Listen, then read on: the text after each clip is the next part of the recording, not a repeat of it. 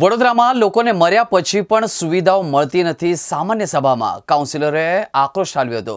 Bhajap corporator અને પૂર્વ mayor Nilesh રાઠોડે સામાન્ય સભામાં અધિકારીઓને ચીમકી આપતા જણાવ્યું હતું કે અધિકારીઓ અમારા કામ કરતા નથી. હવે હદ થઈ ગઈ છે, સહન શક્તિ પણ ખૂટી ગઈ છે. હવે અધિકારીઓને સહન નહીં કરીએ. આરોગ્ય અમલદાર દેવેશ પટેલ ઉડાવ જવાબ આપતા હોવાના પણ કાઉન્સિલરોએ આક્ષેપો કર્યા હતા. વડોદરા કોર્પોરેશનની સામાન્ય સભા મળી હતી. આ સભામાં શહેરના સ્મશાનોમાં લાકડા સહિતની સુવિધાઓ ન હોવાની રજૂઆત કરતા ખુદ સત્તાપક્ષ ભાજપના કોર્પોરેટરે ભારે આક્રોશ ઠાલવ્યો હતો. ભાજપા કાઉન્સિલરોની રજૂઆતને સમર્થન આપતા વિપક્ષે જવાબદાર અધિકારી સામે ₹1 કપાતની સંયુક્ત દરખાસ્ત લાવવાની માંગ પણ કરી હતી. જોકે વિપક્ષના દરખાસ્તની લાવવાની માંગ કરતા સત્તાપક્ષ પાણીમાં બેસી ગયું હતું. ભાજપ કોર્પોરેટર અને પૂર્વ મેયર નિલેશ રાઠોડે સામાન્ય સભામાં અધિકારીઓને ચીમકી આપતા જણાવ્યું હતું કે અધિકારીઓ અમારા કામ કરતા નથી. હવે હદ થઈ ગઈ છે અને સહન શક્તિ પણ ખૂટી ગઈ છે. હવે અધિકારીઓને સહન નહીં કરીએ. આરોગ્ય અમલદાર દેવેશ પટેલે ઉડાવ જવાબ આપતા હોવાના પણ કાઉન્સિલરોએ આક્ષેપ કર્યા હતા.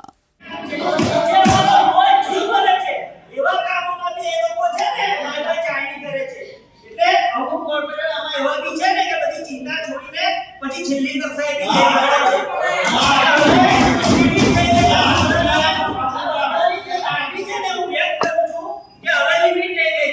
અને હું એવું નથી કહેતો, પણ હું એવું ચોક્કસપણે કહું છું, જ્યારે હું ત્યાં બેઠો ને ત્યારે આવા જેવા બી હતા ને, જે આવતું ને એને બોલાય ને કેબિનમાં બેહાડીને મારે જે બે શબ્દ કહેવાના હતા ને કહેતો હતો. હવે એવું થશે કે બધાની લિમિટ પૂરી થઈ ગઈ છે, કારણ કે એ લોકોને કામ જ નહીં કરવું. જેથી ઓફિસમાં ફાઇલો કંઈ કરવી છે, ફિલ્ડમાં જવું જ નથી. તો પછી કરવાનું ગારો અમારે. હું તમને કહું, પાણી બનાવેલા લાલબાગની ટાંકી થોડી આખી દિવાળી અમે ગારો ખાધી છે. પૂછી જો દિવાળીમાં પાણી ના હોય, લાલબાગની ટાંકી તો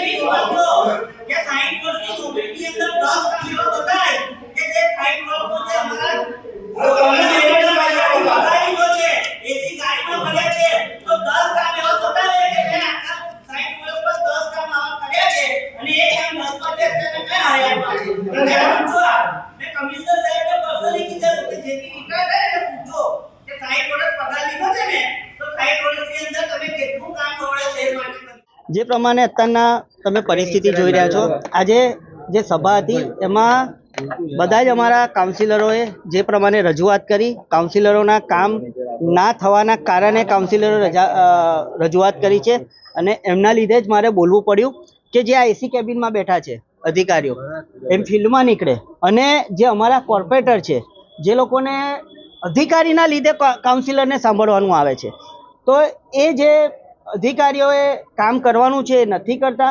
હું ચોક્કસપણે કહીશ કે ડેપ્યુટીથી લઈને કાઈથી લઈને લોકો ફિલ્ડમાં કામ કરે છે, વર્ક કરે છે, અને જે કોર્પોરેશન અત્યારના ચાલે છે એમના લીધે જ ચાલે છે. પણ જે ઉપર એસી કેબિનમાં બેઠા છે, જેમને એક ડિસિઝન લઈને વર્ક લેવાનું છે, એ થતું નથી. આજે પાણીનો પ્રશ્ન તમે જુઓ, દરેક વિસ્તારમાં પાણીનો પ્રશ્ન આટલા વખતથી ચાલે જ છે. હું મારા વિસ્તારની વાત કરું, જ્યારે મારા વિસ્તારની અંદર લાલબાગ ટાંકી તોડી ત્યારે આ લોકોને એટલું પ્લાનિંગ નહોતું કે લાલબાગ ટાંકી તોડીશું તો જે અમારો લાલબાગ ટાંકી પરથી અમારે દંતેશ્વર ને અમારો જે માંજલપુર વિસ્તાર છે એમાં પાણી કઈ રીતે પહોંચાડીશું એટલું પ્લાનિંગ ના કરી શક્યા. આજે આખી દિવાળી અમે લોકોને સાંભળવું પડ્યું છે. પાણીનો કોઈ ટાઈમ નથી, કોઈ પ્લાનિંગ નથી. તો આ બધાની વચ્ચે મરો કાઉન્સિલરનો થાય છે, કારણ કે કાઉન્સિલર એક એવા છે કે જે પ્રજાના દરેક વસ્તુમાં સંકળાયેલા હોય. પ્રજા સૌથી પહેલાં કઈ બી વસ્તુ હોય તો કાઉન્સિલરને કહેતી હોય છે. તો આજે તમે જોયું કે સભાની અંદર બધા બોલ્યા છે, કારણ કે એમના કામો નથી થતા, એમની જવાબ અધિકારીઓ સીધી રીતે નથી આપતી. તો આવા અધિકારીને 100% કમિશનરશ્રીએ એમની એક્શન લેવું જોઈએ, એવી આજે મેં માંગ કરી છે. મેં અંદર કીધું કે કમિશનરશ્રીને કે જ્યારે હું મેયર હતો ને અને કોઈ બી કોર્પોરેટરની આ રીતની રજૂઆત આવતી હતી ને તો હું અધિકારીને ચેમ્બરમાં બોલાવતો હતો કે ભાઈ આ મારા કાઉન્સિલર છે, એની આ રજૂઆત છે, એનું શું કર્યું. વિષય કમિશનરશ્રીને મારે એટલું જ કહેવું હતું કે અમારે આ બધું કેમ કરવું પડે? જેની જે ફરજ છે એને કામ કરવાનું છે, એ એમની જવાબદારીમાં આવે છે, તો એમને એમનું કામ જવાબદારીપૂર્વક કરવું પડે. એની આજે રજૂઆત જે બીજા કાઉન્સિલરોએ રજૂઆત કરી એના અનુસંધાનમાં મારે આજે બોલવું. હું કોઈના માટે કશું નથી કહી રહ્યો. મારી માત્ર એટલું જ કહેવું છે કે જે અધિકારીઓ કામ નથી કરતા એનો સર્વે કમિશનરશ્રી કરે અને જે વર્ક નથી કરતા એને વર્ક કરતા કરે એવી આજે રજૂઆત ફિલ્ડ પર હોવો જોઈએ તો કયા અધિકારી નથી સાંભળી રહ્યા આપના હિસાબથી? જે તમે રજૂઆત બધા કાઉન્સિલરોની રજૂઆત સાંભળી, બધાએ કીધું કયા કયા અધિકારી કામ નથી કરી રહ્યા, કયા કયા અધિકારી કેવો જવાબ આપે છે, તો એ કમિશનરે જોવાનું છે. એટલે કમિશનર સાહેબે એનું એક્શન કમિશનર સાહેબે લેવાનું છે.